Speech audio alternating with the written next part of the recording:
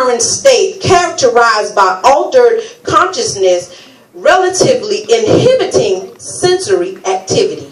So if you're asleep or you're getting sleepy, you can't even function. It's like you got the drops. And like we used to say in the army, the sleep monster on me. That thing be weighing you down heavy. You couldn't even get focused. We always be like, oh, Lord, help me. Get up and walk around for a little bit, drink a little bit of water, put a cool rag on your head. So Jesus, when he went back the third time, he got frustrated because he was like, my God, you guys, what I'm about to go through, y'all couldn't even pray with me. And he said, if you knew what I knew, you would be praying too, so temptation wouldn't even come up on you. Come on now. God. At that point, Jesus gave them instructions, but there was no commitment.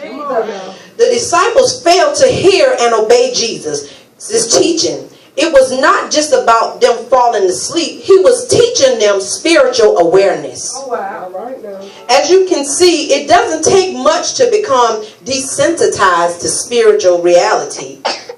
Staying awake spiritually involves looking past the calamity or clamors of the world with distraction. It's about pushing away physical ailments and self-sacrifice.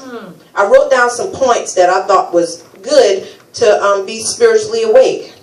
In order to stay awake spiritually, one must listen closely, read and follow directions. Not just something somebody told you, but the scriptures. God has given us this book for everything that we need. Everything that we need. I promise you, from the beginning to the end, anything that you're going through, it's in this book. So, like I said, listen closely and read the scriptures with your mind and heart's eyes and ears. Because Jesus said, he who has an ear, let him hear. Watch, the second point is watch and pray. When Jesus did it, it prepared him to receive God's will, even in suffering to death.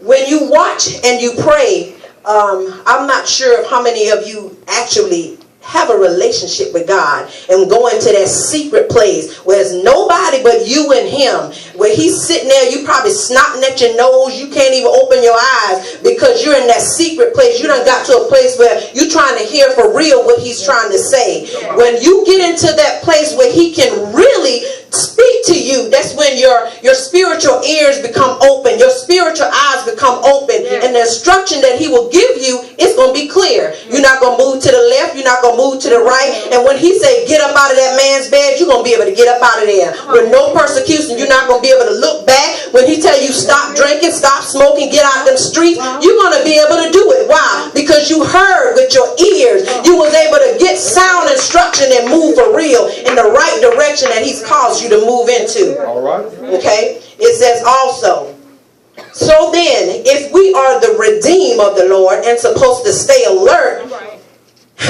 in the midst of a world that has fallen to spiritual stupor, we must be diligent in prayer. Like 1 Thessalonians 5:17 say, pray without ceasing. Our obedience is a sellout because either you operating in total faith and reliance on God. Ask yourself, will your commitment carry you to the cross or your will? Also, will you be a kisser or a cleaver? Because either way, you're going to be sold out or you're going to be sell out to God. When you're sold out to God, that means no matter what, you're going to be faithful to him. No matter what, you're going to trust him. No matter what, it's all about him. You don't worry about, well, God, they don't like me. I don't have no friends in the church. They talking about me. They say I don't know how to pray. They say I don't know how to do this. They say I'm the pastor's best friend. Well, you know what? Whatever, because I'm not doing this to you. God gonna get the glory. You know what I'm saying? So again, ask yourself, when you dedicate yourself to God and you say, God, here I am, I'm available to you. He's asking yourself, are you going to be a kisser or a cleaver? Your commitment going to cause you to be a sellout, or are you going to be sold out to God? I thought about it, and Jesus took those 3 boys with him because he thought he could count on them. He thought that they knew him. You know how we have friends, those your ride or dies, the one that are with you, that no matter what you can call them, hey, I need $5. You know what I'm saying? And they know they ain't got $5 either, but no matter what, they're going to call somebody else to get the $5.